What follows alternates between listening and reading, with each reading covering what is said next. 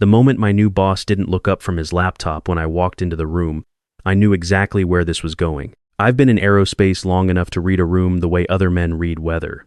Pressure dropping, wind shifting, the kind of silence before something breaks. Gerald Fitch had been VP of Engineering Operations for exactly 11 days when he called me in. 11 days. I'd been at Meridian Aerospace for 27 years. I built half the certification infrastructure that kept our contracts with the FAA alive. And he didn't even look up. "Sit down, Marcus," he said, still typing. "My name is Marcus Webb. I was 57 years old that morning." I sat down. He finally closed the laptop, and I got my first real look at the expression men like Gerald wear when they've already made a decision and are just waiting to deliver it. Practiced. Slightly apologetic in a way that means nothing. "Meridian is entering a new phase," he said. "Leaner, faster, more adaptive to the current market." I nodded. I'd heard this speech before, just never aimed at me. "We've brought in a consulting firm, Vertex Solutions, to audit the engineering division, streamline redundancies." There it was. Redundancies. 27 years. 3 FAA airworthiness certifications. 2 full structural qualification programs for next-generation platform components. The SV9 composite fuselage framework that I personally shepherded through 41 months of stress analysis, material validation, and regulatory documentation, the framework that currently flew on 14 variants of military transport aircraft. Redundant. "I want to be straightforward with you, Marcus," Gerald said. "Your expertise is valued, deeply, but the skill set profile we need going forward is different." "Different how?" I asked. He smiled the way people smile when they don't have a real answer. "More agile, more software integrated. The industry is moving toward digital twin modeling, automated compliance workflows. Vertex brings a team that's already fluent in that environment." I looked at him for a moment. Then I said, "Has Vertex worked on mil-spec certification before? They have extensive aerospace experience." That wasn't what I asked. But I let it go. They gave me 60 days. Full severance, transition support, the standard package. Gerald shook my hand at the door, which was more than I expected by that point, and told me I'd built something worth being proud of. I walked out through the engineering floor, past 23 people who kept their eyes on their screens, and I drove home on the highway where a banner over the off-ramp read Meridian Aerospace building the future of flight, and I thought about how the future of flight had apparently decided it could do without me. My wife, Carol, was in the kitchen when I got home. She took one look at my face and didn't ask any questions. She just poured 2 cups of coffee and sat across from me at the table. "How bad?" she said. 60 days, I said. She put her hand over mine. We sat there a while. Carol had watched me build this career from the ground up, from a junior stress analyst making $40,000 a year to the guy the FAA regional office called directly when they needed a technical interpretation on structural fatigue standards. She knew what it meant. She didn't try to make it mean less. "What are you going to do?" she asked. "Nothing," I said. "For right now, nothing." She looked at me the way she looks at me when she thinks I know something she doesn't. After 29 years of marriage, she's usually right. Here's what nobody at Meridian knew except me and one retired FAA official named Patterson, who I hadn't spoken to in 3 years. In 2019, during the SV9 certification process, we hit a wall. The airworthiness documentation required a designated engineering representative, a DER, to sign off on the composite structural analysis. The problem was that the specific composite layup configuration we were using, a proprietary hybrid carbon aramid process, fell into a regulatory gray zone. It wasn't clearly covered under the existing FAA advisory circular. It needed a specialized DER authorization that almost nobody held. I held it. I'd applied for and received DER authorization in that specific technical category, FAA Order 8110, 37E. Composite structures, non-standard hybrid laminates 8 years earlier, after a project with the Navy that required it. It was one of those authorizations you got once, used once, and filed away. Except I never let mine expire. I renewed it every 3 years, quietly, because I believed in keeping tools sharp even when you weren't using them. The SV9 program documentation, all 14 aircraft variants currently in service, carried my DER signature on the composite structural certification, my personal authorization number. And here was the thing about DER, signatures on airworthiness documents. They didn't transfer. They didn't belong to Meridian. They belonged to me. The authorization was mine. The liability coverage it provided was mine, and without it, the certification basis for every SV9 variant had a gap that no amount of Vertex Solutions' digital twin modeling could fill. I knew this. I had always known this. I never brought it up because for 27 years, I never needed to. It was just a fact sitting in a file folder in my home office, the way certain tools sit in a toolbox because you built them for a specific job and you never threw them away. I wasn't planning to use it. I want to be clear about that. I wasn't sitting at my kitchen table plotting anything. I was just not forgetting it existed. I spent my 60 transition days doing what they asked. Knowledge transfer meetings, documentation handoffs. I sat across from a 31-year-old named Dante from Vertex Solutions, who was sharp, genuinely sharp, and explained to him the structural analysis protocols with as much detail as he could absorb. He asked good questions. I answered them honestly. He didn't ask about the DER authorization because he didn't know it existed, and nobody from Meridian thought to ask me. On my last day, Gerald walked me to the lobby. He gave me a Meridian etched glass award, 25 plus years of service, and said they'd planned a small reception, but given the timeline, he hoped I understood. I said I understood. He said I'd left the place better than I found it. I drove home. Carol had made my favorite dinner. My son called from Denver to check in. I went to sleep at 10 o'clock. For 4 months, I did very little. I consulted my financial advisor. I took a trip with Carol to visit her sister in Portland. I hiked. I read books I'd been meaning to read for a decade. I applied for 2 positions, one with a smaller firm, one as an independent consultant, and got both offers, and sat on them without responding, which was unlike me, but felt right. Then, in the 5th month, my phone rang. It was a number I didn't recognize. I almost didn't answer. Marcus Webb? A woman's voice, professional, careful, speaking. My name is Sandra Eves. I'm with the FAA Aircraft Certification Service, Seattle region. I'm trying to reach the DER of record for the SV9 composite structural package. Our records list your authorization number. I sat down. That's correct, I said. I'm the DER of record. A pause. Mr. Webb, are you currently affiliated with Meridian Aerospace? No, I said. I left Meridian approximately 5 months ago. Another pause. Longer this time. I see. Mr. Webb, we're conducting a routine recertification audit on the SV9 platform following a fleet expansion request submitted by the Air Force. The process requires DER confirmation and potentially supplemental documentation. I'm calling because Meridian's engineering team indicated they would provide DER contact information, but the name they submitted doesn't match our records. I kept my voice very level. What name did they submit? A Mr. D. Fortunato of Vertex Solutions. Dante. They'd submitted Dante. Miss Eves, I said carefully, Dante Fortunato does not hold DER authorization for composite hybrid laminates under 8110 37E. I do. Has Meridian submitted any documentation indicating a DER transfer? Silence.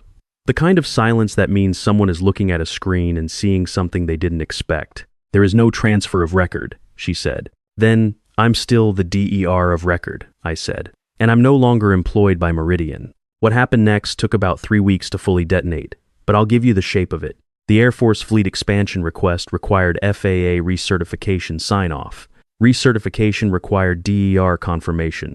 The DER was me, a private individual with no current contractual relationship to Meridian Aerospace. Without my participation, the recertification process couldn't move forward. Without recertification, the fleet expansion, 8 additional aircraft, a contract worth somewhere north of $160 million was frozen. Meridian's legal team called first. A man named Hartwell, who spoke the way lawyers speak when they're trying to determine whether you're hostile before they decide how to treat you. I was polite. I told him I was aware of the situation. I told him I had not been contacted by Meridian through any official channel and that I was happy to discuss options. Options, he repeated, as if the word had a different meaning in his vocabulary. Options, I confirmed. Gerald called 2 days later. I let it go to voicemail. He sounded different than he had in my last meeting with him, less practiced. The slight apology in his voice had become something more genuine and considerably less comfortable. I waited 1 more day. Then I called him back. Marcus, he said, thank you for returning my call. Of course, I said. He explained the situation to me as though I might not already know it, which I thought was interesting. He said Meridian had not been aware he used that phrase. had not been aware that the DER authorization was personal rather than institutional. He said this had been an oversight. He said Vertex Solutions had represented their qualifications as sufficient for the transition. I let him finish. Then I said, "Gerald, I asked you in our meeting whether Vertex had worked on mil-spec certification before." A pause. "I remember. You said they had extensive aerospace experience." I'm sure that was true. But extensive aerospace experience and DER authorization in composite hybrid laminates are different things. I knew that. I expected someone would follow up. He was quiet for a moment. What would it take to resolve this, Marcus? And here is where I want to be honest about something, because I think it matters. I wasn't angry anymore. I want you to understand that. Whatever anger I'd felt had burned down to something quieter and more functional. I wasn't looking to punish anyone. I wasn't looking for Gerald to suffer. What I wanted was specific, and it was fair, and I had thought about it carefully. I'll participate in the recertification process, I said, as an independent DER. Standard consulting rate for someone with my authorization and experience, which I've had assessed by 2 industry colleagues, is $400 an hour. The recertification process will require approximately 90 hours of my time based on the scope Miss Eves described. I'll also need full access to all supplemental documentation Vertex has generated since my departure, for review and sign-off. He stopped, recalibrated. That's reasonable. There's one other thing, I said. What's that? Dante Fortunato had nothing to do with this situation. He's good at his job within his lane. I don't want anything negative in this process to fall on him. Gerald was quiet for a moment. Understood, he said. Then we have an agreement, I said. Have Hartwell send the consulting contract to my attorney. I'll turn it around in 48 hours. I hung up the phone and sat in my home office for a long time. The file folder with the DER authorization documents was on the corner of my desk, where I'd put it 3 weeks earlier when I first understood what was coming. I looked at it. Outside, Carol was in the backyard garden she'd been expanding since I'd been home more often. I could see her through the window, kneeling in the dirt, unhurried. I want to tell you something about 27 years in a technical field, because I think people misunderstand what that kind of experience actually is. It's not nostalgia. It's not stubbornness. It's not an old man refusing to accept that the world changes. The world changes, I know that better than most. Materials science changed 4 times during my career. Computational modeling made tools available in my last 5 years that I would have traded anything for in my first 10. Change is not the enemy. What those 27 years actually built was a specific kind of map. A map of where the walls are, where the floor drops away, where the load-bearing elements actually sit, as opposed to where the drawings say they should be. You can model a structure in the most sophisticated software available and still not know what I know from having run my hands along the actual failure surfaces of an actual composite panel at 2 a.m. in a test facility in Tucson because something in the stress data didn't feel right. Feeling, not intuition, not mysticism. 30 years of calibrated pattern recognition that lives in a part of the brain that doesn't translate well to a consultant's slide deck.